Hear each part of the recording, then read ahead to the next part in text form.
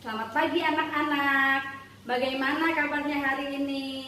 Semoga anak-anak ibu semua sehat selalu ya. Sebelum belajar, mari kita sama-sama berdoa menurut agama dan kepercayaannya masing-masing. Berdoa dimulai. Selesai. Mari kita sama-sama mendengarkan lagu Indonesia Raya.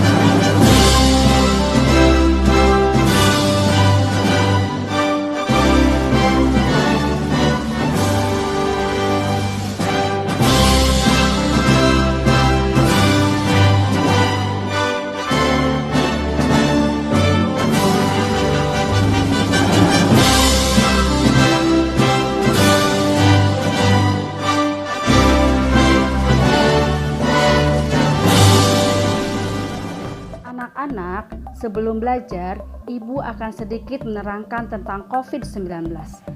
Apakah anak-anak tahu COVID-19?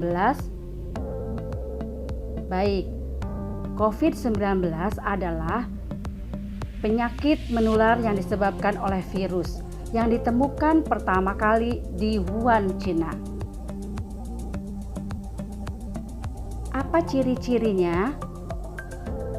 Yang pertama demam tinggi, yang kedua batuk, yang ketiga sakit kepala, yang keempat adalah kesulitan bernafas. Apakah penyebabnya? Pertama, menghirup udara yang kotor karena virus, berjabat tangan, memegang benda yang sudah terkontaminasi, kontak langsung dengan hewan. Bagaimana cara menghindari COVID-19? Mencuci tangan dengan sabun, memakai masker, hindari kontak dengan orang yang sakit, tutup mulut jika batuk. Nah, itulah anak-anak semua informasi tentang COVID-19.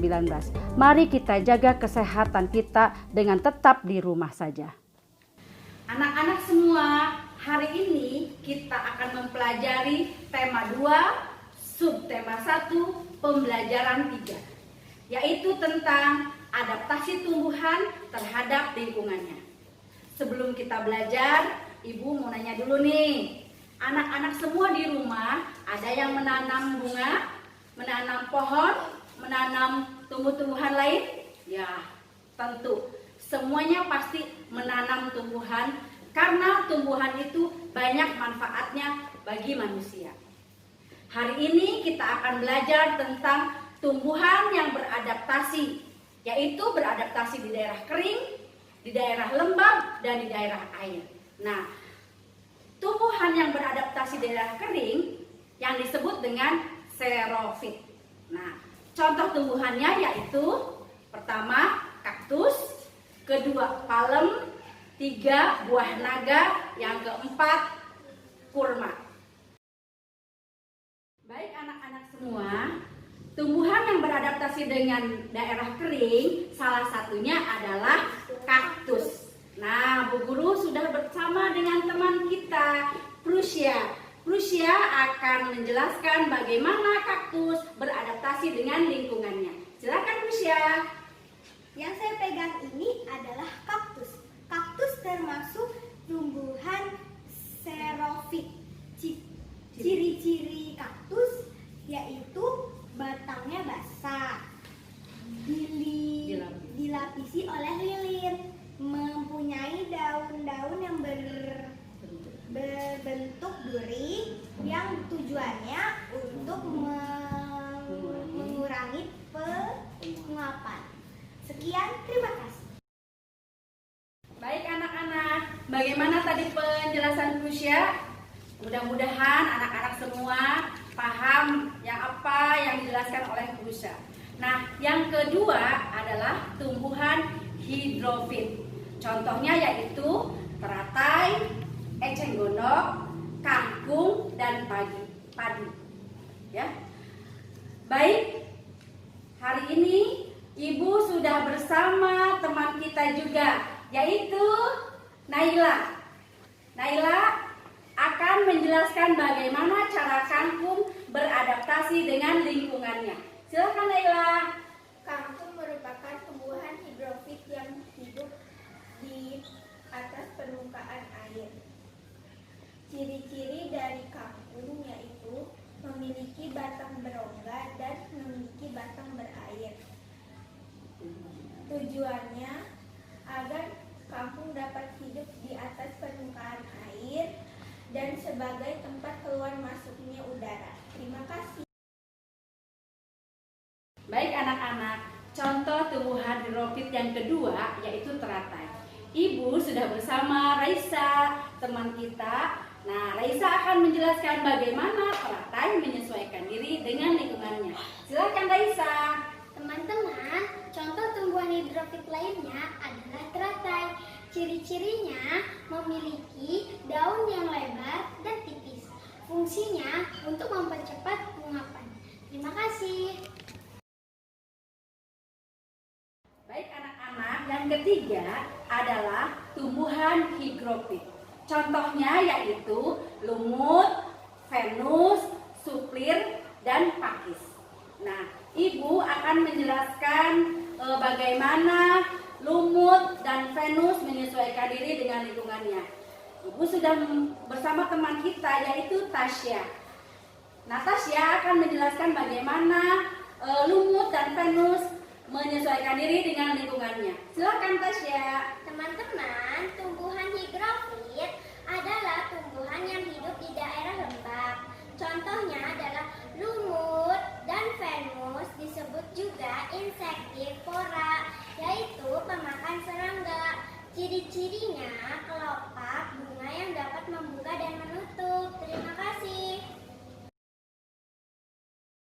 Anak, tadi Ibu sudah menjelaskan bagaimana tumbuhan menyesuaikan diri dengan lingkungannya.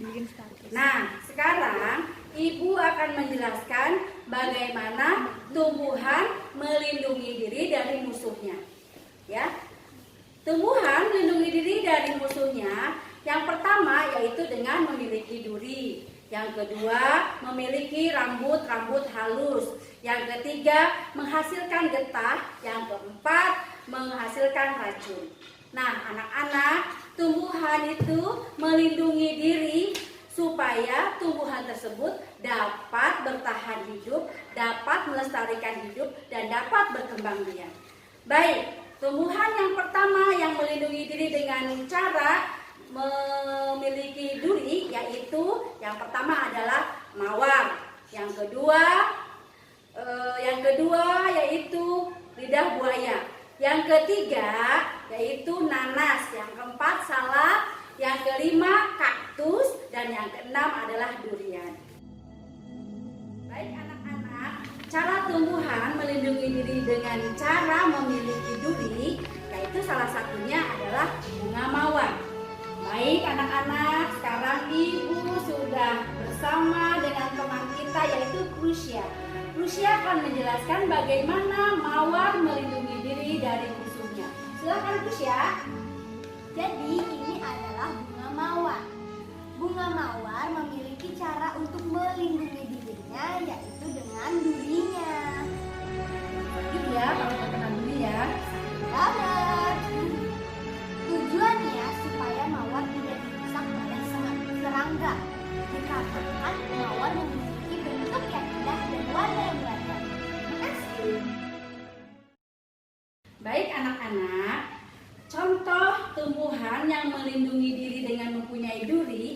kedua adalah lidah buaya. Baik, teman kita Natasha akan menjelaskan bagaimana lidah buaya melindungi diri dari musuhnya. Cara lidah buaya melindungi diri dari musuhnya yaitu mempunyai mempunyai duri pada tubuhnya. Tujuannya supaya hama tidak merusak tubuhnya karena lidah buaya itu banyak fungsinya. Makasih.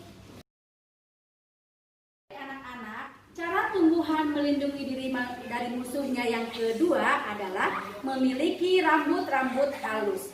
Contohnya yaitu bambu, terong, kemudian tebu, padi, rambutan, dan tomat.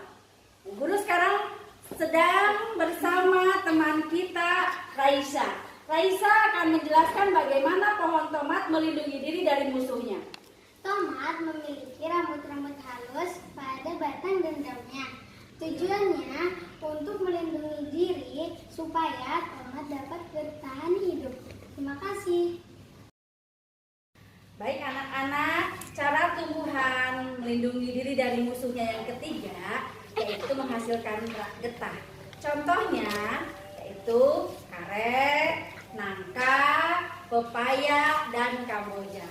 Baik anak-anak, hari ini Ibu sudah bersama dengan teman kita yaitu Naila.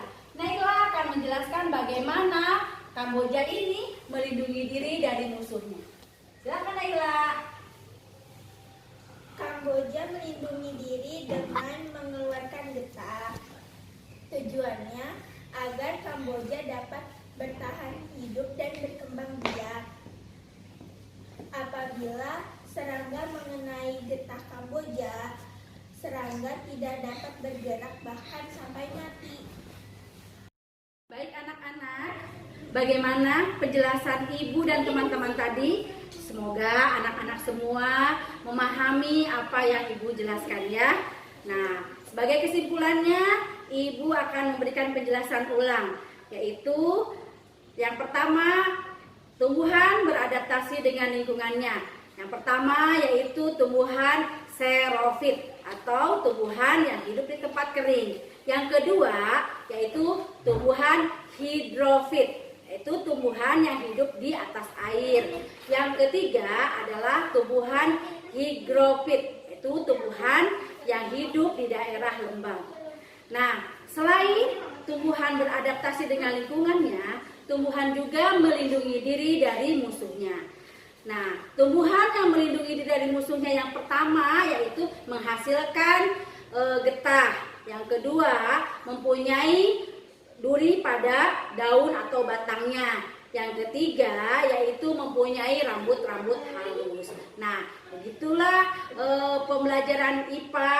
Selanjutnya kita akan mempelajari bahasa Indonesia tentang proklamasi kemerdekaan Indonesia. Baik anak-anak, nah ada orang-orang yang hebat, orang-orang yang sangat penting sehingga proklamasi bisa dibacakan pada tanggal 17 Agustus 1945. Di antaranya yang pertama yaitu Insinyur Soekarno. Insinyur Soekarno pada saat itu menjabat sebagai Presiden pertama Indonesia. Yang kedua adalah Dr. Andes Muhammad Hatta. Dr. Andes Muhammad Hatta dijadikan sebagai Wakil Presiden pertama di Indonesia. Yang ketiga adalah Ahmad Subarjo. Ahmad Subarjo inilah yang merumuskan teks proklamasi bersama dengan Insinyur Soekarno, Dr. Andes Muhammad Hatta. Yang keempat adalah orang hebat, orang Jepang yang tidak ingin Indonesia itu dijajah oleh negara manapun, yaitu Laksamana Tadashi Maeda. Beliau memberikan tempat, menyiapkan tempat di mana perumusan proklamasi itu dilaksanakan. Yang kelima adalah Soekarni. Soekarni adalah orang yang memberikan usul bahwa teks proklamasi itu dibacakan oleh Insinyur Soekarno. Nah, selanjutnya adalah Sri Kandi Cantik yang tangguh. Beliau adalah orang yang menjahit bendera pusaka Yang pertama, yaitu Ibu Fatmawati. Nah, itu adalah orang-orang yang hebat yang dibalik pembacaan proklamasi, sehingga proklamasi bisa dibacakan pada tanggal 17 Agustus 1945. Proklamasi. Kami, bangsa Indonesia, dengan ini menyatakan kemerdekaan Indonesia. Hal-hal yang mengenai pemindahan kekuasaan dan lain-lain diselenggarakan dengan cara saksama dan dalam tempo yang sesingkat-singkatnya. Jakarta, 17 Agustus 1945, atas nama bangsa Indonesia, Soekarno, Hatta.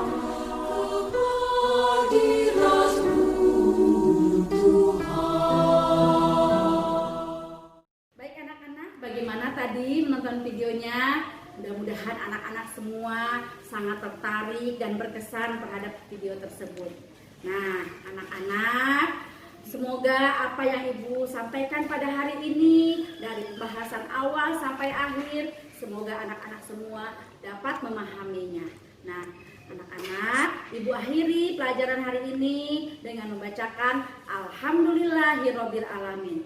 Wassalamualaikum warahmatullahi wabarakatuh.